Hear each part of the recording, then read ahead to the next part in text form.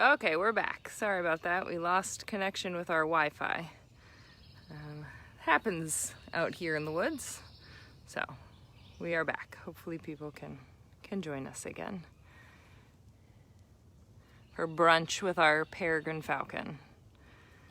He's getting down to the ends and getting into the guts, the chicken spaghetti, we like to call it.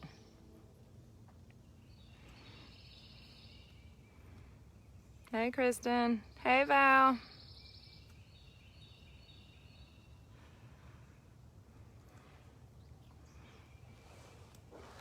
So I think we were talking about his age when the Wi-Fi went. So just in case I got cut off, 16 for a peregrine falcon is going to be considered a senior citizen. So we're lucky to have had him for 16 years.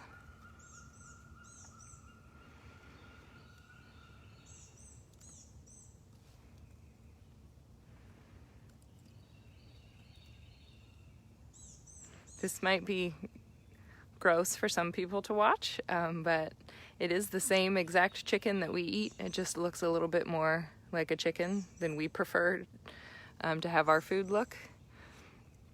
And as you can see, he does, minus some of the feathers he threw off earlier, he does eat every single part of the bird. He will eat the feet. And then again, he gets about 20% of his own body weight in food every single day. So he has 3 more chickens to eat after this one.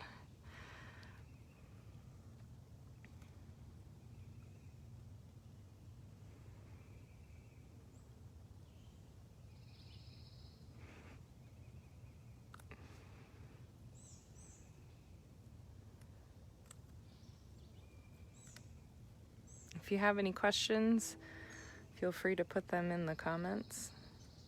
Right now I'm just going to let everyone watch him finish off chicken number 1.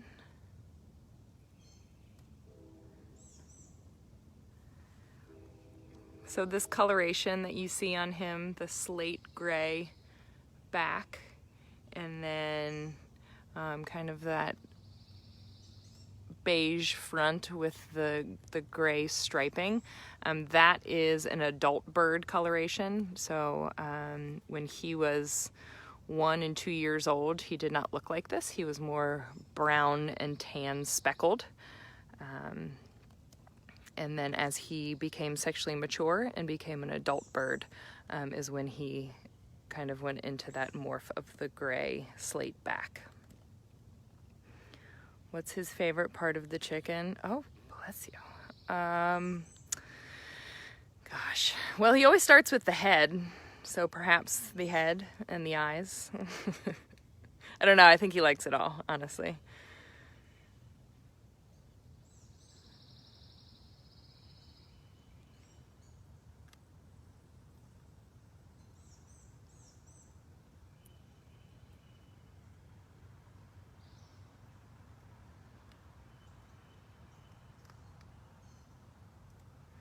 Jerry, where are they found in North Carolina? So these guys can be found near the coast.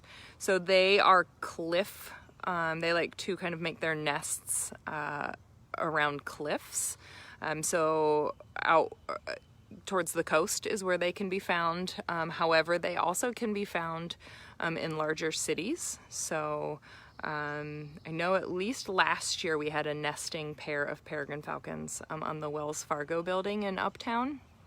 And just quickly why they have been found in bigger cities is because that's kind of where they were reintroduced. So the peregrine falcon was a bird that was on the endangered species list due to the use of the pesticide DDT. Carol talked about this the other day when we were doing our bald eagles, but so these birds were affected by DDT. So DDT is a pesticide that farmers used to keep bugs off of their crops. And what would happen through bioaccumulation, basically meaning the higher up the food chain you went, the more that pesticide would accumulate. So when it got to an apex predator like the peregrine falcon, they were consuming large amounts of the DDT. But the problem was it wasn't dropping birds out of the sky and killing them. And that is a problem because it wasn't something that people could notice right away. What was happening is that the DDT was inhibiting the females from being able to produce calcium, which made their eggshells weak and brittle. So basically they would lay their eggs, they would sit on them to incubate them, and the eggs would all break. And so no new babies were being born. And so what they did, the Peregrine Fund was a huge leader in reintroducing this species, so captive breeding and reintroducing this species, and they chose large cities to reintroduce them into for a couple different reasons. For one, because they are cliff dwellers, and that's where they like to nest. Skyscrapers and bridges can be really, can kind of mimic cliffs, and so they put them in big cities for that. There's also, they like to eat birds. Pigeons are one of their favorite foods, and as we all know, in big cities there are ample pigeons. And third, and kind of most importantly, is citizen science. So if these birds were nesting outside of people's office buildings, they would really start to track them, they would watch them, they would really start to care about them, try to protect them. So it was a win-win-win situation for everybody. So because that's kind of where they were reintroduced, they started to come back year after year and nest in the same places. Yes, Michael, he got another chick and he was very excited. And he starts the process all over again. Grabs it, plucks some feathers off, breaks the neck, and then we'll start to eat, and usually starts with the head.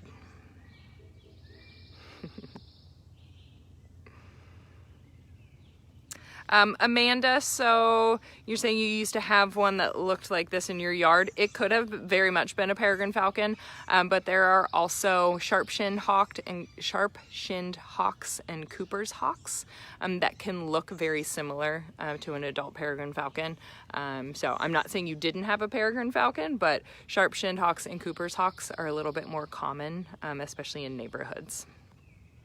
But if you had a peregrine falcon, that's very, very cool. Yes, Mark, the pair that was on the Wells Fargo building. We actually, something happened to one of their babies one year, and so our vet staff had to go and help the baby. And so we were actually able to see the nest, which was pretty cool.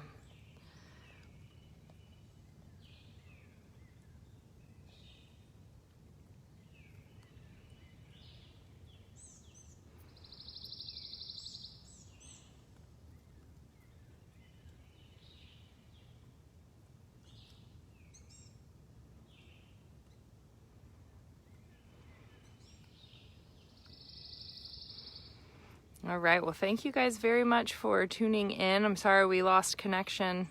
The Wi-Fi out here can be a little spotty sometimes. We hope you go out and enjoy the sunshine. We will be doing that here. All of our birds will be enjoying the sunshine. Have a wonderful weekend. Stay safe, and we will see you all on Monday.